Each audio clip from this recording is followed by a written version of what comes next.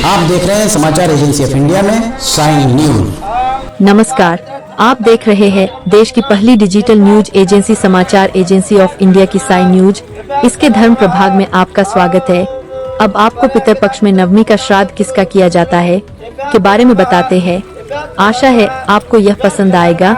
आप इसे ध्यान पूर्वक सुनिए और धर्म लाभ लीजिए। आइए सुनते हैं नवमी श्राद्ध के विषय एवं उसके के बारे में विस्तार से जानिए। पितरपक्ष की नवमी तिथि को क्यों माना जाता है बेहद खास, जान ले इस दिन के बारे में विस्तार से। कब किया जाएगा मृत माताओं का श्राद्ध, जाने तिथि, समय और तर्पण नियम। आप देख, सुन और पढ़ रहे हैं समाचार एजेंसी ऑफ इंडिया की साइन न्यूज के धर्म प्रभाग में विभिन्न जानकारियों के संबंध में।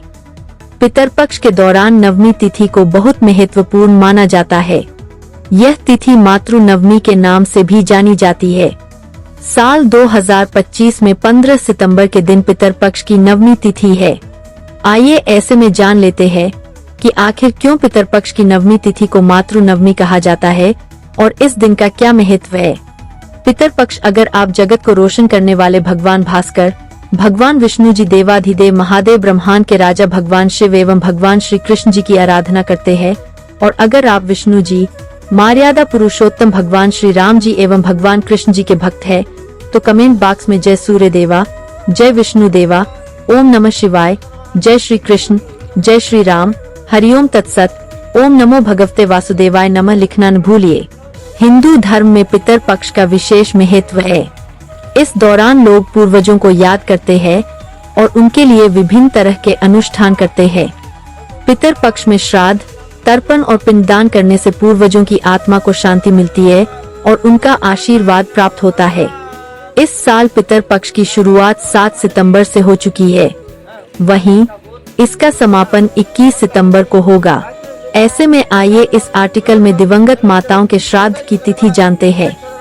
हिंदू सनातन धर्म में पितरपक्ष का अत्यंत महत्व है। इस पक्ष में अपने पितरों का श्राद्ध, तर्पण और पिंडदान करने से वे संतुष्ट होकर आशीर्वाद प्रदान करते हैं। पितरपक्ष की नवमी तिथि को होने वाला श्राद्ध विशेष महत्व रखता है। इसे आमतौर पर आविद्यावासिनी नवमी या नवमी श्राद्ध कहा जाता है। मान्यता है कि इस दिन जिन लोगों की असमय या अकाल मृत्यु हुई है, उनका श्राद्ध करने से उनके पितर तृप्त होकर मोक्ष को प्राप्त करते हैं। जानिए पितर नवमी किस लिए है बेहद खास। पितरपक्ष की नवमी तिथि के दिन उन महिलाओं के श्राद्ध कर्म का विधान है जिनकी मृत्यु पति के जीवित रहते ही हो गई हो। धार्मिक मान्यताओं के अनुसार इस दिन उन माताओं, बहनों और बेटियों का श्राद्ध किया जाना भी शुभ होता है जिनकी मृत्यु की तिथि ज्ञात न हो। इस दिन किए गए श्राद्ध से मातृ पितर प्रसन्न होते हैं। साथ ही इस दिन किया गया श्राद्ध आपके वंश और कुल का विकास करने वाला भी माना जाता है। नवमी के दिन उन पूर्वजों का श्राद्ध करें जिनका स्वर्गवास किसी भी महीने की नवमी तिथि को हुआ हो। दृक पंचांग के अनुसार इस दिन शुक्ल पक्ष अथवा कृष्ण पक्ष दोनों ही पक्षों की नवमी तिथि का श्राद्ध किया जा सकता है। नवमी श्राद्ध तिथि को मातृनवमी के रूप में भी जाना जाता है। यह तिथि माता का श्राद्ध करने के लिए सबसे उपयुक्त दिन होता है। इस तिथि पर श्राद्ध करने से परिवार की सभी मृतक महिला सदस्यों की आत्मा प्रसन्न होती है। नवमी श्राद्ध को संपन्न करने के लिए कुतुब, रोहिन, अपराह्न मुहूर्त आदि शुभ मुहूर्त माने गए हैं। तिथि ज्ञात न होने पर पितर विसर्जन के दिन श्राद्ध करना चाहिए। जानिए कैसे करें नवमी श्राद्ध कर्म। इस दिन घर के मुख्य द्वार पर फूल आदि डालकर पितरों का आह्वान करें। पहले यम के प्रतीक कौआ, कुत्ते और गाय का ग्रास निकाले। पात्र में दूध, जल, तिल और पुष्प ले। कुश और काले तिल से 3 बार तर्पण करें। किसी ब्राह्मण को वस्त्र, फल, मिठाई आदि दान दें। जिन्हें ब्राह्मण नहीं मिल सके वे भोजन आदि मंदिर में बांट सकते हैं। जानिए कौन कर सकता है नवमी श्राद्ध। ज्योतिषाचार्य ने बताया श्राद्ध 3 पीढ़ी तक किए जा सकते हैं और इन्हें करने का अधिकार पुत्र, पौत्र, भतीजे और भांजे को है। जानिए मातृ नवमी कब है। हिंदू पंचांग के अनुसार इस साल मातृ नवमी का श्राद्ध सोमवार 15 सितंबर 2025 को किया जाएगा। इस दिन कुतुब मुहूर्त रहेगा सुबह 11:51 से दोपहर 12:41 तक। रोहिन मुहूर्त रहेगा दोपहर 12:41 से 1:30 तक। अपराह्न काल रहेगा दोपहर 1:30 से 3:58 तक। मातृ नवमी का महत्व जानिए। पितर पक्ष में मृत माताओं का श्राद्ध नवमी के दिन होता है। यह तिथि उन सभी महिलाओं के लिए श्राद्ध कर्म करने के लिए सबसे महत्वपूर्ण मानी जाती है जिनकी मृत्यु किसी भी महीने की नवमी तिथि को हुई हो या जिनकी मृत्यु की तिथि पता न हो। इस दिन किया गया श्राद्ध परिवार की सभी दिवंगत महिलाओं की आत्माओं को शांति देता है। इसके साथ ही उन्हें मोक्ष की प्राप्ति होती है। मातृ नवमी का श्राद्ध मातृ पक्ष को समर्पित होता है। इस दिन किए गए श्राद्ध के प्रभाव से दिवंगत मातृ पितरों की आत्मा प्रसन्न होती है और आप पर कृपा बरसाती है। साथ ही इस दिन किया गया श्राद्ध मातृ पितरों की आत्मा को शांति और मोक्ष प्रदायक होता है। जो लोग मातृ नवमी का श्राद्ध करते हैं उनके जीवन में मातृत्व और स्नेह की कभी कमी नहीं होती। माताओं के श्राद्ध के नियम जानिए। सुबह जल्दी उठकर स्नान करें और साफ वस्त्र पहनें। कुश, जौ, तिल और जल से तर्पण करें। चावल, जौ और काले तिल को मिलाकर पिंड बनाएं और दिवंगत माताओं को अर्पित करें।